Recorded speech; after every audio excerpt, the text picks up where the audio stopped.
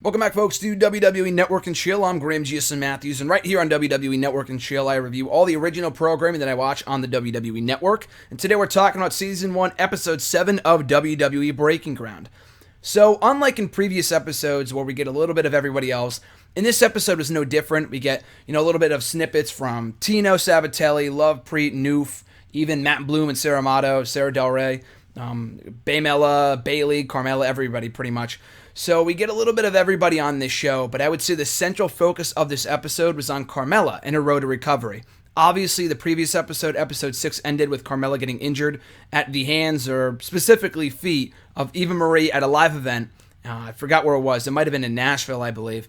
She got concussed and she was out. It was a pretty bad injury. I mean, she felt okay. I believe she pretty much avoided getting a concussion officially, but she was still pretty banged up and she didn't feel just right afterwards. But to keep her on the safe side, they kept her off of live events for a few days. They sent her home to go recover. And being the anxious person and excited person that she is, she was just felt like she was driving herself crazy and staying home the entire time.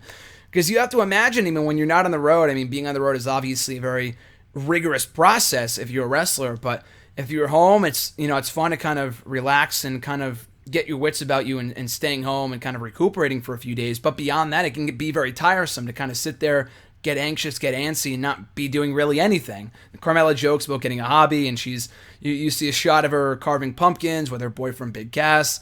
So she's getting very anxious to get back in the ring. I mean, it wasn't the most serious of injuries. I mean, concussions can be serious, but she avoided the concussion. They just wanted to keep her out of the ring just in case.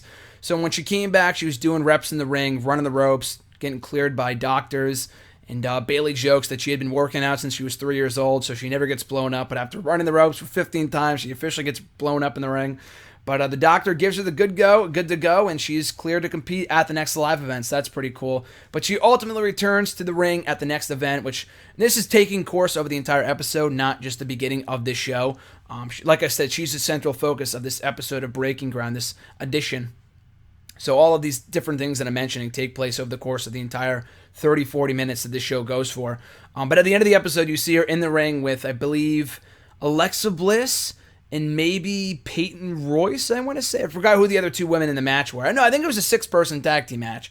It was her, Asuka, and somebody else versus Peyton Royce, Alexa Bliss, and I forgot who the two teams were, but she came back in 6-woman tag team action, which was smart by at the hands of the officials, considering the fact that she was still suffering from the injury, and putting her in a match where she could probably be limited was the best thing for her. And she felt completely fine. She looked great per usual, and she really showed no repercussions from the supposed concussion. So she looked great, in a nice little mini road to recovery from Carmella. So like I said, she's the central focus on this episode, but we see many more from other people on the show, including Matt Bloom and Sarah Amato, Sarah Del Rey, and they kind of get a little cool look at those guys and how it's not only the wrestlers that are training at the Performance Center, it's them too. They got to stay in tip-top shape themselves, so they're not a big focus of this episode. We get a quick clip from them for about maybe 30 to 60 seconds or so of them training in the morning right before everyone shows up, so they got to set the standard. I mean, if the wrestlers are going to train their butts off, the trainers got to do too. So it's a very interesting look, and those guys, Matt Bloom and Sarah Amato, are all over the show, but they really don't get interviewed about themselves, if you know what I mean. Like, Baron Corbin, Apollo Crews, Carmella, Bayley are all big puzzle pieces of this show.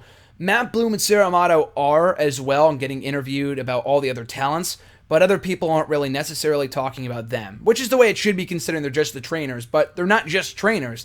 They're really role models for the rest of the athletes at the Performance Center. So it's kind of cool to get a quick clip of them training and getting ready before everyone else shows up, and setting the standard, setting the tone for the rest of the day at the Performance Center. So we see those guys training. You see ZZ suffering an injury. I guess his knee popped or something. Not an injury, but something he was a bit concerned about. He told Matt Bloom that he was eating more broccoli, that he was down to 270 after he was down to 270 from 283. And Matt Bloom's like, I'm glad to know you know what broccoli is. Glad to know you know what vegetables are, finally, ZZ, which was pretty funny. But we see more of ZZ later on in Wrestling with Crocodiles. ZZ did not come off as the greatest person in the world on Tough Enough, nor did he earlier on in this show, but he comes across as a very likable character, and he is a good dude, but he can just be a bit lazy sometimes. But when you see him in his element, crocodile wrestling and capturing these crocodiles and everything else, he looks like he's having a lot of fun. So it's cool to see that side of ZZ on this episode, not wrestling, not, fucking up his cardio or training or whatever. just joking around, wrestling crocodiles, like I said, in his element, and it's what makes him feel at home in doing just that. So that was pretty cool too. We get more of Lovepreet in this episode after he was introduced in one of the previous episodes, or in the previous episode he talked, he cut the promo and whatever else. In this episode we see more of Lovepreet, and he's talking about, or rather he's doing more wrestling training, and they're doing a mock battle royal, and he goes low. He hits, I think Hugo Knox like a low blow or something. So they have to, specifically Robbie Brookside has to kind of take away what he previously learned in India and kind of reteach him the WWE style. And regardless of what you interpret the WWE style as, there is a WWE style. And for one thing is for sure, it does not include low blows, obviously. But Lovepreet's really just trying to get to that point. He's already very off to a strong start from his promo and his in-ring work, as I talked about in episode 6, my review of that episode 6. That he's already off to a strong start in terms of his promo work and his English and everything else. But he's got to retaught everything else that he learned from India, just considering that a lot of the things he learned there may not be applicable to the WWE, including low blows, obviously. And that's kind of a challenge for Robbie Brookside. And that's one of the things that, I feel like for the longest time, WWE didn't pay too much attention. I know Lovepreet isn't from the indie scene like Ring of Honor or something, but many of the concerns of indie wrestlers when WWE would sign them is that they got to drop bad habits. They got to drop what they learned for years and years and years to do in the indie scene, and that's why they come in with an attitude, with kind of like an ego, and everyone has an ego, but a bigger ego than everyone else was what it was kind of portrayed as for the longest time. But that's just kind of part of the obstacle in becoming a WWE superstar. They're not big bad habits. You have to drop those bad habits, but it's not impossible. It's difficult, but it's not impossible. And we see that with Lovepreet in this episode. So I mentioned Robbie Brookside. They show in this episode of Breaking Ground the relationship that Lovepreet and Robbie Brookside have as friends, and he's kind of taken him under his wing. And Robbie Brookside, along with William Regal, is trained all over the world. He's very familiar with with Indian food. He loves Indian food, so he invites him over to his house to see how he's doing, check up on his progress and everything else. And because of his good standing and his improvement in wrestling, after only being there for a few weeks, a few months or so, even if that, he gets put in one of the battle royals. That same live event that Carmella returns to the ring at. He gets to compete in a battle royal, albeit he doesn't last long, but he is in there for a solid, few minutes or so. And he has a good showing. He's congratulated by the boys in the back, so a nice little mini success story there from Lovepreet. Also in this episode, we get Nymph, the return of Nymph, talking about her character. We talked about it before a few episodes ago, how she was given her new name by Ryan Katz, the head creative writer at NXT, the name of Alia. And she talked to William Regal about her new character, the gypsy dancer meets Bratz Barbie doll, whatever. And she finally does her first entrance. And the first time around with just William Regal there, she does it well. William Regal likes what he sees. She shows a bit of confidence, and she kind of knows what her character is. The entrance music goes along with her character, so he likes that. He recognizes that. He just tells her to kind of keep in mind that she has to pretend that there's a camera following her, which is a lot of the things that you just got to keep in mind while watching wrestling, or while you're as a wrestler, like where the cameras are, paying attention to where this and that is. There's a lot of things you got to keep under consideration. So he mentions that to her while doing her entrance. She does a good job. And then they have a mock show later on with the rest of the roster, and she gets introduced as NXT's newest diva, Alia. She gets brought out, she does the entrance, and as opposed to the first time, it's very, very underwhelming, in the words of William Regal. The rest of the roster is not impressed. The people are just sitting in their hands. The promo is not good at all. She says, "Don't rub me the wrong way." The interviewer says, "Why not?" Because I'm Alia. Do you want to be rubbed the right way? No, of course not. It was a very, very bad promo from Alia. The entrance itself was not good either. So I don't know what changed from the first time she did it with Regal to that point where she didn't look confident. She didn't look like it was an urgent situation, as William Regal said himself here. So kind of a disappointment, but it's those setbacks, those failures that kind of set up the successes. So she's got to keep that in mind, and it'll set up future improvement going forward.